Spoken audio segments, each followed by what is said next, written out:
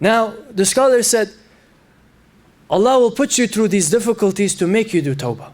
You know, a lot of people, they will have very strong connection with Allah when they have difficulties.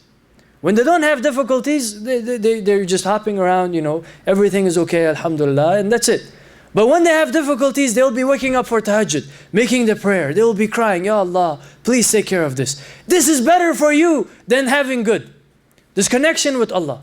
This is much better for you than having everything in your life work out perfectly. And so, sometimes Allah will put you through difficulties to make you come back to Him. To make you come very close to Him. And you will see the benefits of this on the Day of Judgment. When Ashabul Yameen come and Ashabul Shimal come, and you're among the Muqarrabeen. So alhamdulillah, how did I get here? Oh, because of all the difficulties you went through. Allah will reward you.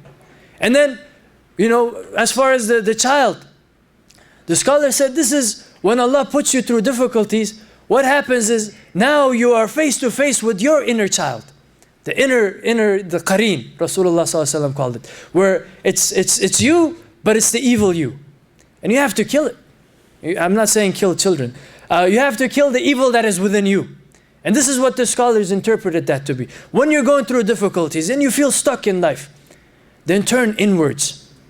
Turn inwards, and whatever bad habits we had, whatever bad manners we had with Allah or with people or with our parents, this is when the time comes to rectify them. And when that happens, we're like these orphans that are growing up and gaining our strength. When we are ready, then Allah subhanahu wa ta'ala will give us the treasure.